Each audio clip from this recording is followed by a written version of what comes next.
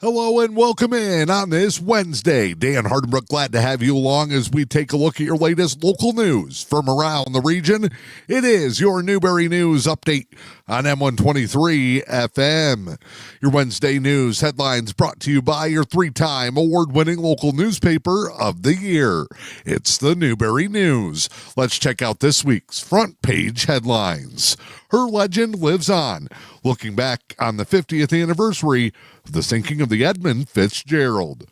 Local Veterans Day events are being scheduled in nearby communities. Food distributions taking place at the Dunlap Center and Community Action. The new Michigan State Police 8th District Commander. A fall sewing workshop is taking place this weekend, and learn all about the DNR's first Wild Rice Camp. Those stories and more available inside this week's edition of your award-winning Newberry News. It's available now. In your latest local news this morning, the Michigan Department of Transportation has announced they'll be making emergency repairs to M123 north of Newberry. Work began yesterday on the M123 culvert over Auger Creek north of Newberry. Requires a closure that will remain in effect until further notice. Those using 123 north of Newberry should expect one lane of alternating traffic at the culvert with temporary traffic signals. The lane closure is expected to be in place until repairs can be completed. More information on the repair schedule will be released as it becomes available. MDOT says closing the lane is necessary to keep motorists safe, prevent further damage to the roadway. Again, the Michigan Department of Transportation closing M123 at the culvert over Auger Creek due to construction beginning this week. The Chippewa County Sheriff's Office says that one of the county's most wanted fugitives is now in custody. Shannon K. Davis was captured by authorities in Alabama. According to the Chippewa County Sheriff's Office, they partnered with deputy sheriffs from the Calhoun County Sheriff's Office in Alabama to bring Davis into custody. The Chippewa County Sheriff's Office says they received numerous tips which helped them in the investigation. Davis was facing a long prison sentence out of Chippewa County stemming from a delivery of methamphetamine charge. She fled the state and was also wanted on an absconding warrant. Davis was also listed in Chippewa County as a habitual offender.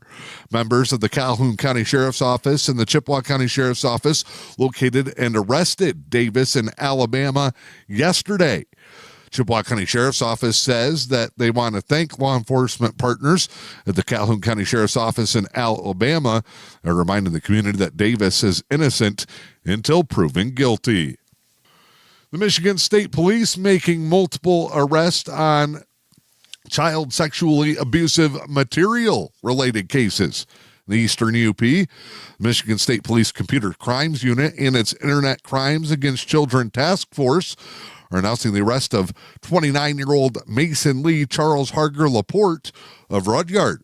He's facing child sexually abusive activity, an aggravated charge, using a computer to commit a crime.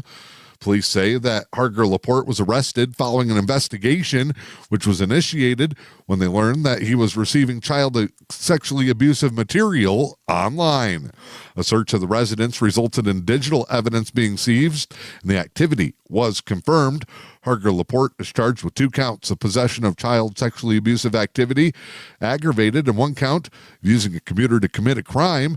Harger Laporte was arraigned in the 91st District Court in Chippewa County last week as a $25,000 cash bond with conditions which include no contact with anyone under 18 who does not use the internet or any electronic device. The defendant is innocent until proven guilty. If convicted, Harger Laporte could face up to 25 years in prison for the aggravated child sexually abusive activity charge, and an additional 20 years in prison for using a computer to commit a crime. The same group announced the arrest of 27-year-old Wyatt McMahon of Sault Ste. Marie. He's facing charges of aggravated possession of child sexually abusive material, as well as computers, to commit a crime.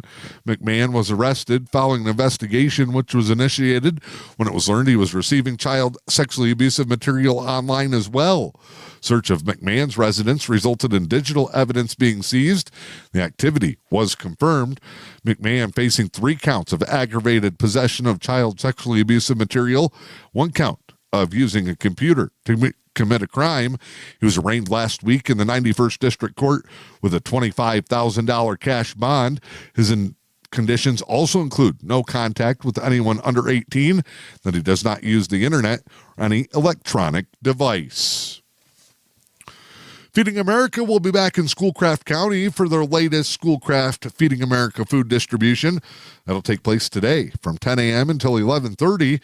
Distribution will be at the Schoolcraft Memorial Hospital on US 2 in Manistee. There's a drive-through location on Southtown Drive. You can also mark your calendars. The next distribution will be the final one for 2025 on Wednesday, December 3rd. I'm Dan Hardenbrook. That is your latest local news here on a Wednesday. It's your Newberry News Update on M123 FM. Your news headlines each and every Wednesday brought to you by your 3-time award-winning local newspaper of the year. It's the Newberry News. It's Wednesday. Pick up the latest edition of your award-winning Newberry News. It's available now. Time now to check in with sports this morning. Girls District Volleyball semifinal action tonight. Many of the EUP's top teams will be in action, looking to make their way into the district championship round. In Division 4 District 101 semifinal games in Rudyard tonight feature the top-seeded Newberry Lady Indians taking on Maplewood Baptist. That game is at 5:30 tonight at the Harris Call Gymnasium in Rudyard. The host Lady Bulldogs will take on Pickford in the second semifinal. That'll be at 7 p.m. The winner of those two games will meet in the Division 4 District 101 championship game Thursday night back in Rudyard. In Division 4 District 102, hosted at Cedarville, top-seeded St. Ignace takes on Mackinac Island tonight at 5:30. Second semifinal features Cedarville Detour taking on Pellston.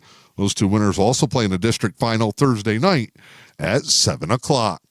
As the Tigers continue to contemplate the future of star pitcher Tarek Skubal, their second best option is staying put. Jack Flaherty is exercising his $20 million player option to return to the Tigers next season. Flaherty declined to opt out of his contract and return to the team in 2026. He'll make a $20 million salary. Flaherty returned to the Tigers last offseason, had an up-and-down year as the team made their way into the American League Divisional Series. Your latest local weather forecast for the day today. Showers likely, mostly cloudy skies, a high in the upper 40s for your Wednesday. Thursday, slight chance of showers, cloudy, a high in the mid-40s, west winds 5 to 10. For your Friday, early outlook shows showers likely, highs in the upper 40s. I'm Dan Hardenbrook. This is your latest news, sports, and weather. It's your Newberry News Update on M123 FM. Did you know the Newberry News has a print shop? They print business cards, brochures, invitations, window flyers, gift certificates, business envelopes, and so much more. Get all your printing needs done right here at home. For fast service and affordable pricing, call 906-293-8401 and see what the Newberry News Print Shop can do for you.